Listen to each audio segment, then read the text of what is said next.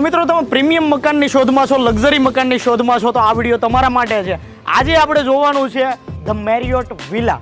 Luxurious મકાન છે, premium મકાન છે, રેડી પોઝિશનની અંદર મકાન જોતું હોય તો અહીંયા તમને મળી શકે છે। માત્ર ગણતરીના મકાન બાકી છે। ડેવલપિંગની વાત કરું, બંને બાજુ શોપિંગ છે, આ ગેટ છે। સારું ડેવલપિંગ કરવા માટે બધી વસ્તુ સારી હોય ને ત્યારે બધું સારું થતું હોય છે। પેલું તો લોકેશન સારું હોવું જોઈએ, લોકેશન પ્રમાણે મકાનનું પ્લાનિંગ સારું હોવું જોઈએ, પ્લાનિંગની સાથે સાથે મકાનનું એલિવેશન, એની થીમ, એની ડિઝાઇન, આ દરેક વસ્તુ બધી વસ્તુ સારી હોય ને ત્યારે મિત્રો બધું સારું થતું હોય। સીધા તમે અંદર એન્ટ્રી કરો એટલે આ મેઇન રોડ છે, આ 40 ફૂટનો રોડ છે। અંદરના જે કંઈ શેરી કહી શકાય, ગલી કહી શકાય એ 25-25 ફૂટની છે। આ તમે જોઈ શકો કે આ ચિલ્ડ્રન પ્લે એરિયા છે, આ ગાર્ડન છે અને ગાર્ડનની અંદર ક્લબ હાઉસ છે। ટોટલ 118 મકાન છે, 4 BHK અને 3 BHK। વધારે મકાન 4 BHK છે, થોડા જ મકાન 3 BHK છે। આ તમે જોઈ શકો કે ખુલ્લું અને વિશાળ ગાર્ડન છે, ગાર્ડનની અંદર ક્લબ હાઉસ છે। કાંઈ પણ પ્રસંગ કરવો હોય ને ત્યારે અહીંયા થાય એના માટે આ ખુલ્લું ગાર્ડન આપણે રાખીએ છીએ। તમે જોઈ શકો કે સિનિયર સિટીઝન માટે ગઝેબો છે, આરામથી બેસી શકે।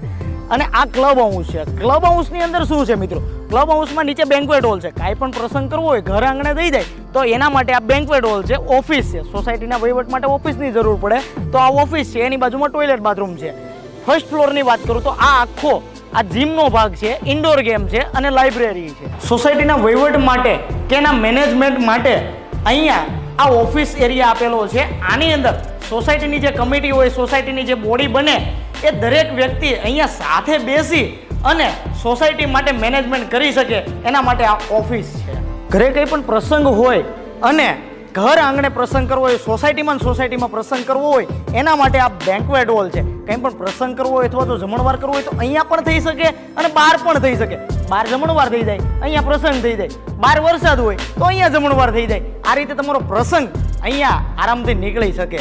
સોસાયટીના બાળકો સાથે મળી અને રમી શકે એની માટે આ ઇન્ડોર ગેમની વ્યવસ્થા। બહાર ગમે એટલો ભલે વરસાદ આવતો હોય પણ અંદર ભેગા મળીને નાઇટના સમયમાં કે દિવસના સમયમાં અહીંયા સાથે રમી શકે એ માટેની આ વ્યવસ્થા। મિત્રો સંજય રાવલ કહીને કે ભાઈ માણસ તન અને મનથી સ્વસ્થ હશે ને તો ધનના ઢગલા થશે। અત્યારે લોકો પોતાના સ્વાસ્થ્યનો વધારે વિશેષ ખ્યાલ રાખતા થયા છે। સોસાયટીના લોકો સાથે મળી સવારમાં અહીંયા જીમ કરી શકે એની માટેની આ વ્યવસ્થા છે। લગભગ આની અંદર જે કંઈ જરૂરિયાતના હોય એ દરેક સાધન અહીંયા અવેલેબલ છે।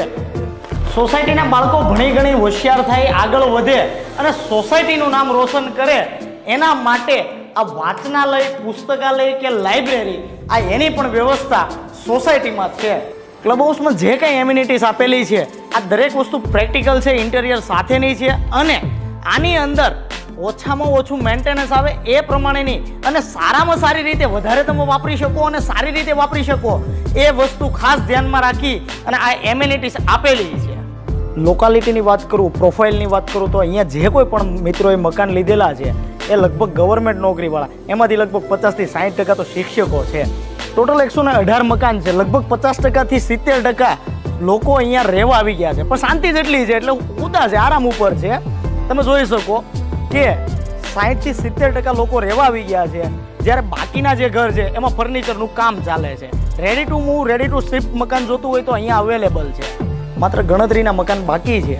જે કોઈ પણ મિત્રોને લેવાની ઈચ્છા હોય, હા તમારે મકાન જોવું હોય તો મકાન એટલા માટે નથી બતાવતો કે આગળના ઘણા બધા મારા વિડીયો છે એની અંદર ઇન્ટિરિયર થયેલા વગરના સેમ્પલ આવું છે। આ ઘણા બધા મકાનના આપણે વિડીયો મૂકેલા છે, તમારે જોવા હોય તો ચેનલમાં અંદર જઈ અને તમે જોઈ શકો છો।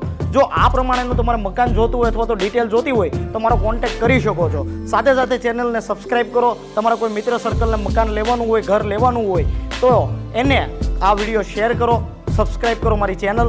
જય હિન્દ, વંદે માતરમ।